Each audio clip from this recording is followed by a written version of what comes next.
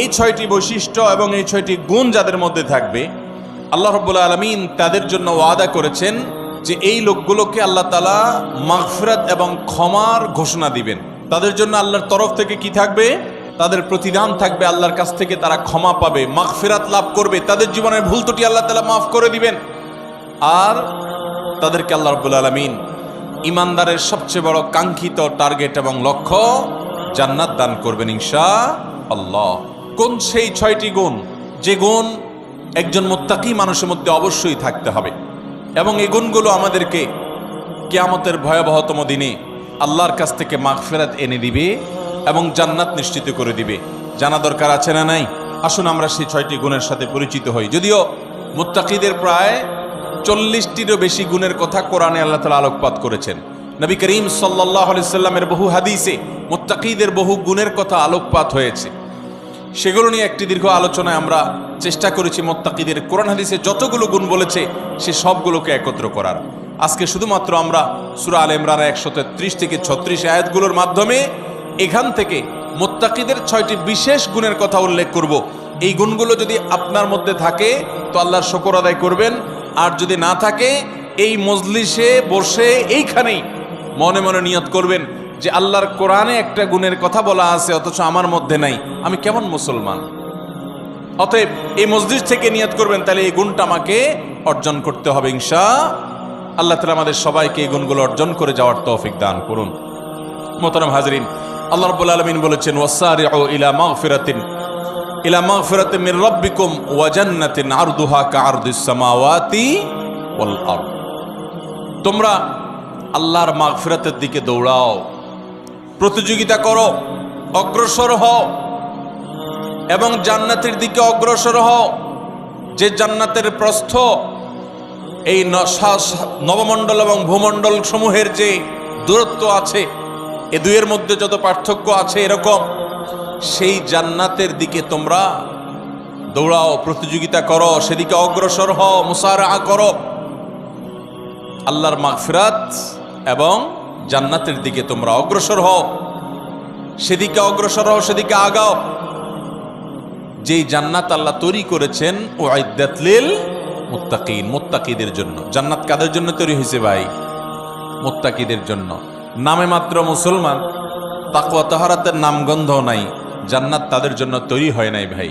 জান্নাত তৈরি হয়েছে আল্লাহর সেসব বান্দাদের জন্য যারা শুধু নামে মুসলমান না, যারা মুসলমানের মধ্যে আফার ক্লাসের মুসলমান, যারা মুত্তাকি। আল্লাহ তাআলা আমাদের সবাইকে মুত্তাকি হওয়ার তৌফিক দান করুন। ভাইরা আমার, মুত্তাকি হওয়ার চেষ্টা করব তো ইনশাআল্লাহ। আসুন মুত্তাকিদের বৈশিষ্ট্য জেনে নেই। কি তাদের বৈশিষ্ট্য?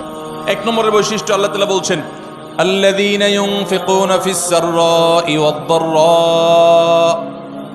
1 নম্বরের বৈশিষ্ট্য হলো তারা সুখে দুঃখে, যখন তাদের সচ্ছলতা থাকে তখন, আবার যখন টাকা পয়সার টানাটানি থাকে তখন, সব সময় তারা আল্লাহকে খুশি করার জন্য যে জায়গায় দান করলে আল্লাহ খুশি হবেন, ভালো কাজে, অসহায় মানুষের সেবায়, মসজিদ মাদ্রাসায়, কল্যাণমূলক কাজে, সাদকায়ে জারিয়ায়, যে কোনো ভালো কাজে আল্লাহকে খুশি করার জন্য দান করে।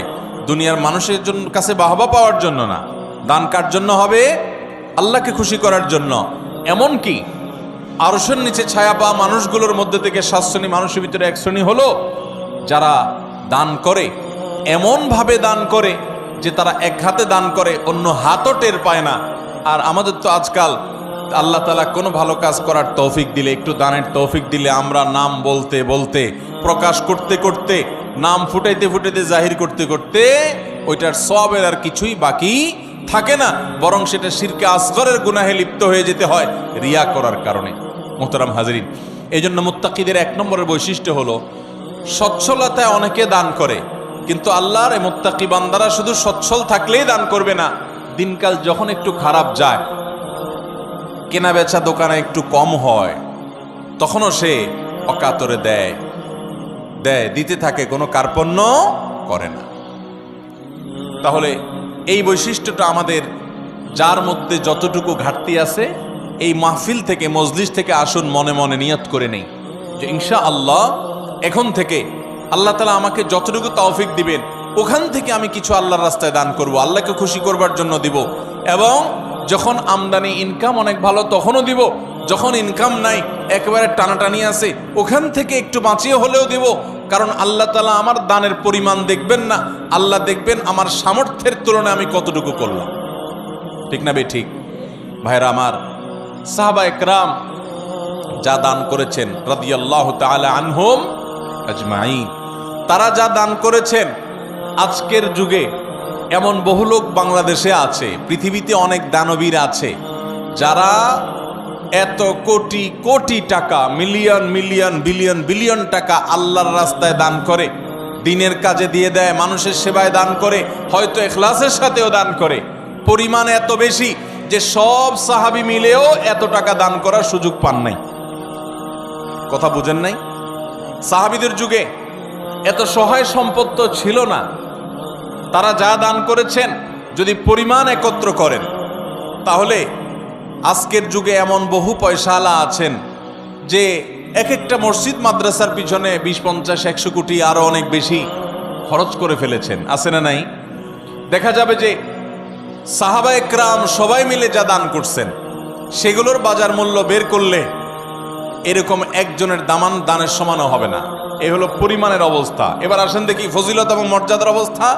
নবী করিম সাল্লাল্লাহু আলাইহি সাল্লাম বলেছেন সাহাবীদের সম্পর্কে, তোমাদের কেউ যদি উহুদের পাহাড় সমপরিমাণ স্বর্ণ আল্লাহর রাস্তায় দান করে, তো আল্লাহ নবী সাল্লাল্লাহু আলাইহি সাল্লামের সাহাবীদের কেউ সামান্য 1 মুদ পরিমাণ অথবা তার চাইতেও কম পরিমাণ আল্লাহর রাস্তায় কিছু দান করলে সেটার যে পরিমাণ সওয়াব হবে, তোমাদের উহুদ পাহাড় সম পরিমাণ স্বর্ণের দানের সওয়াব ততটুকু হবে না। কিসের কারণে ভাই? তাদের দানের ভিতরে যে ইখলাস ছিল, তাদের জানের ভিতরে যে নিষ্ঠা ছিল, নিয়তের ভিতরে যতটা নির্ভেজাল ছিল, আমাদের দান আজ এতটা নির্ভেজাল। তাদের উপার্জন যত হালাল ছিল, তাদের ভেতরকার নিয়ত যত খালেস ছিল, আমাদেরটা ততটা না। এই জন্য ভাইরা, মুত্তাকি মানুষ হিসাবে আমরা সুখে দুঃখে সর্বাবস্থা দান করব। শুধু দান করলে হবে না, আল্লাহকে খুশি করার জন্য দান করব। আর্থিক ইবাদত পয়সা করে দান করলে এই ইবাদতটার মধ্যে ভেজাল বেশি ঢুকে। এই ইবাদতটার মধ্যে ভেজাল কেন ঢুকে? ভেজাল কারণ নিজের ভেতর থেকে নফস বলে, প্রবৃত্তি বলে, মন বলে, এতগুলো টাকা দিয়ে দিলাম, একটা বারের জন্য যদি আমার নামটা ঘোষণা না দেয় কেমন হয়? আমরা একটু বলতে পছন্দ করি, জাহির করতে পছন্দ করি। কিছু মানুষকে শুনাইতে পারলে নিজের কাছে একটু ভালো লাগে যে হ্যাঁ, তারা জানবে আমি দান করছি। এই রোগটা আমাদের মধ্যে আছে না নাই? ভাইরা আমার, এটা কোনো ভালো গুণ না। হ্যাঁ, কোনো ব্যক্তি যদি প্রকাশ্যে দান করে, মজলিসে দাঁড়াইয়া 50,000 1 লাখ টাকা কোনো ভালো কাজে দিবে নিয়ত করেন, তার উদ্দেশ্য থাকে যে আমার এটা শুনে আমার বন্ধু বান্ধব অনেকে আছেন তারাও অগ্রসর হবে, তাহলে সেটা ভালো। মানুষকে উৎসাহিত করার উদ্দেশ্যে করছি, আমি দানবীর এটা জানানোর দরকার নেই, এই উদ্দেশ্যে করলে ভালো।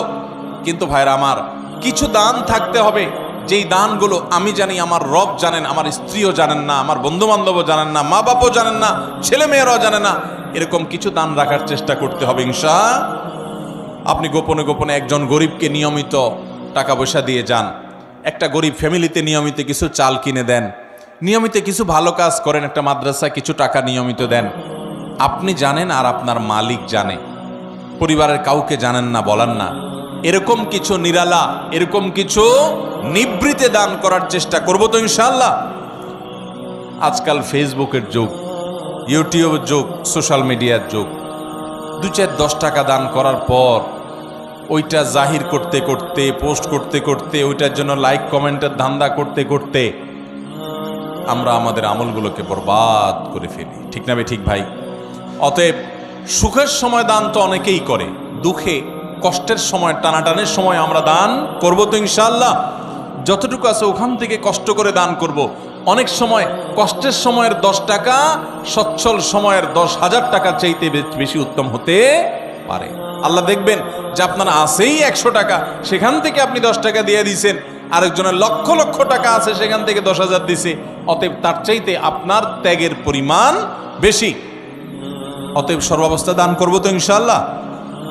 ইমানদার এবং মুত্তাকি যাদের জন্য জান্নাত তৈরি করা হয়েছে, তাদের দ্বিতীয় বৈশিষ্ট্য হলো ওয়াল কাযিমিনাল গাইজ, যারা তাদের ক্রোধ, গোস্বা এবং রাগকে সংবরণ করে।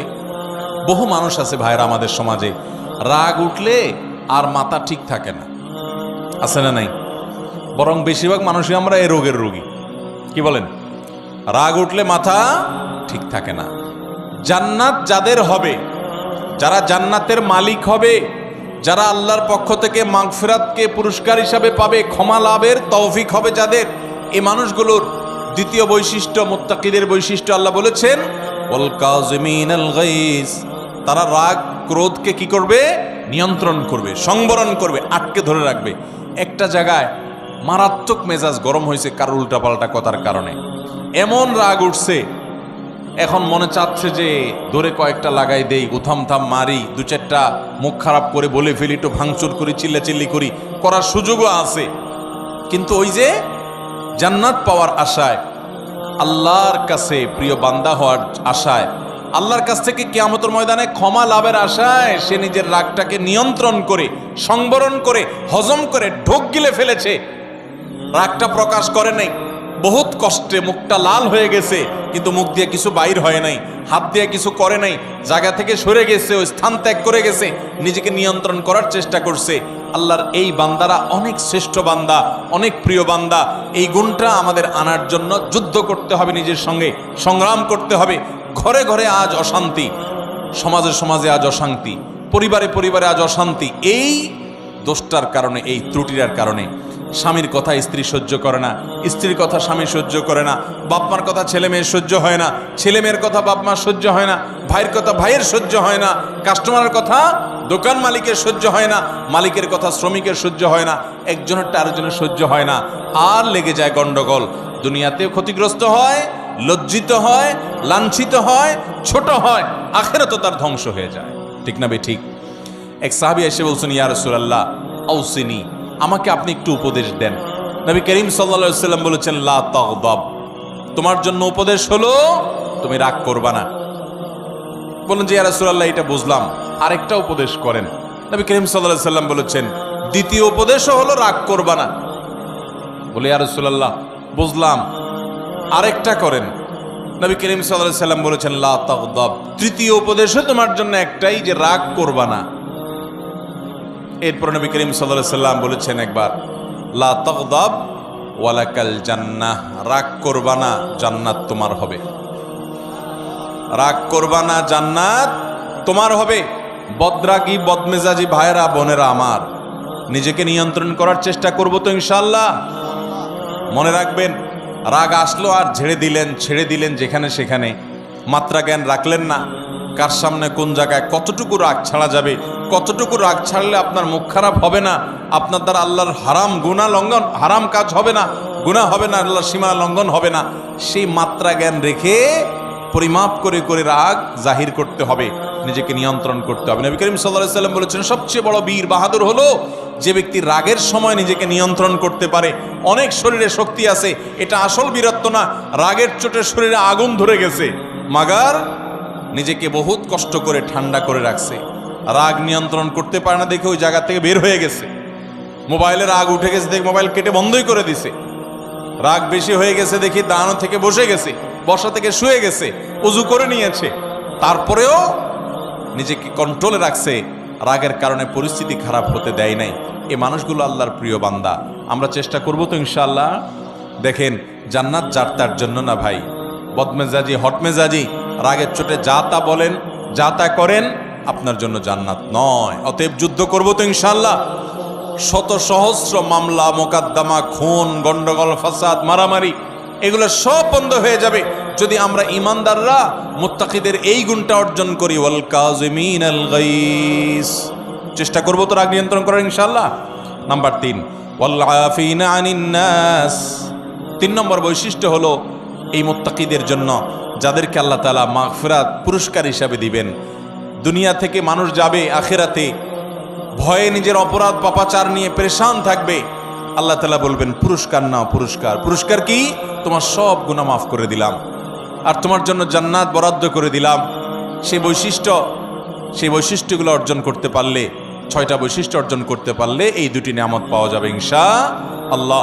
তার ভিতরে 3 নম্বর বৈশিষ্ট্য হলো ওয়াল আফিনা আনিন নাস, মানুষকে ক্ষমা করতে জানতে হবে। এটার জন্য একটা বড় কলিজা লাগে, এটার জন্য একটা বড় কলিজা লাগে। ছোট লোকরা এটা পারে না ভাই, ছোট মনের মানুষ, ছোট কলিজার মানুষ এটা পারে না। কি আমার সাথে এমন কথা বলল, এত বড় সাহস, এটা জীবনে ভোলা যায় না, আমি এটা কোনোভাবে বলতে পারবো না, না এটা আমার চোখের সামনে যেন না আসে।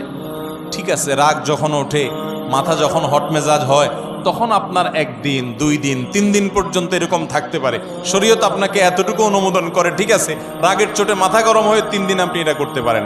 মাগার 3 দিনের জায়গায় 3 মাস হয়ে যাবে, 3 বছর হয়ে যাবে, আপনার রাগ একটু নিয়ন্ত্রণ হবে না, আপনি একটুও ক্ষমা করতে জানবেন না, তাহলে আপনি কোন মুখে আরশে আজিমের মালিকের কাছে কিয়ামতের দিন ক্ষমার আশা করেন? কথা বুঝাতে পারি নাই ভাই?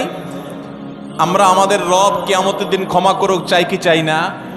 যদি চাই তাহলে রবের গোলামদেরকেও ক্ষমা করা শিখতে হবে ইনশাআল্লাহ। ভাইরা আমার, কাউকে যদি আপনি ক্ষমা না করেন, তার উপর অনেক জেদ থাকে, অনেক ক্ষোভ থাকে, অনেক রাগ থাকে আপনার ভিতরে, তাতে কষ্ট আপনার হবে কি হবে না?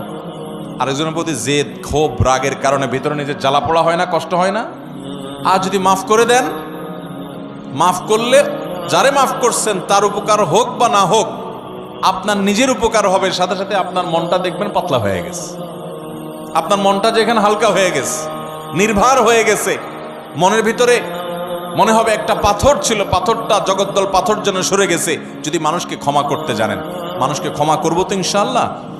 অনেক মানুষ আছে খুব শক্ত, লোহার মতো শক্ত, ক্ষমা করতে জানে না, একবার রাগ হইলে তো হইল, আছে না নাই? এগুলো কোনো ভালো মানুষের, ভালো মুসলমানের, ভালো ব্যক্তির এবং মুত্তাকির বৈশিষ্ট্য হতে পারে। আমরা মানুষকে ক্ষমা করব। এখন কথা হলো, আমি ক্ষমা করলে ও বারবার উল্টাপাল্টা করে, ওর ক্ষতি করে। ভাইরা আমার, ও যদি নিজের ক্ষতি করে সে ক্ষতিগ্রস্ত হবে, কিন্তু আমি তো ক্ষমা করে আল্লাহর কাছ থেকে পুরস্কার পাবো। অতএব আমার লাভ না লাভ নাই, আমি তো আমার নিজের লাভ বুঝবো। পাগলেও নিজের লাভ বুঝে, কিন্তু আমরা নিজেরটা অনেক সময় লাভ বুঝি না। নিজের লস করে হলেও আরেকজনের উপকার করার চেষ্টা করি।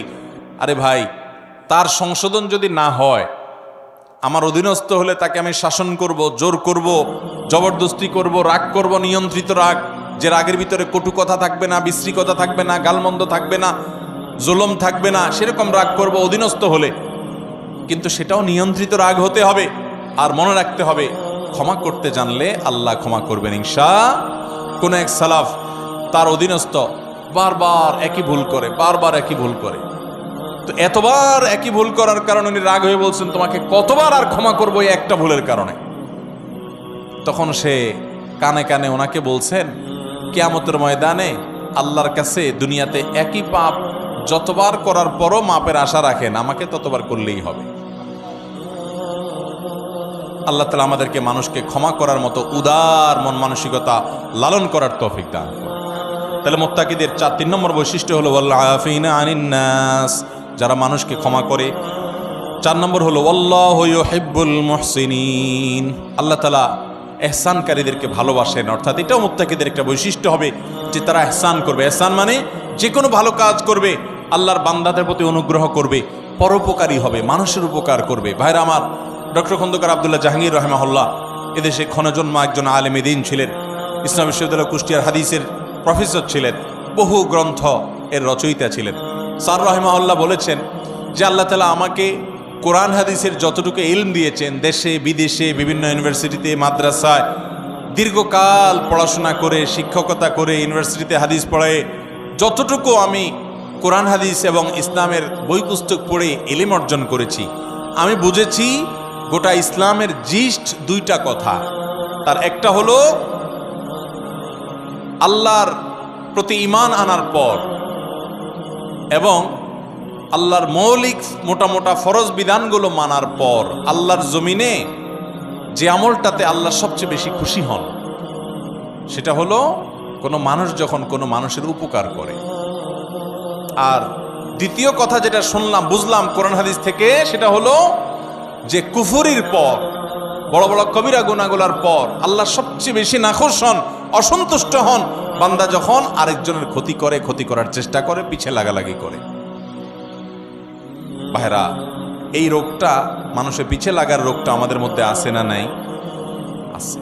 অযথা দেখবেন মহিলাদের মধ্যে এ রোগ আছে, দোকানদারদের মধ্যে এ রোগ আছে, রাজনীতিবিদদের মধ্যে এ রোগ আছে, হুজুরদের মধ্যে এ রোগ আছে, সাধারণ মানুষের মধ্যে এ রোগ আছে, যে পিছে লাগ, এর গোষ্ঠী উদ্ধার কর, আছে না নাই?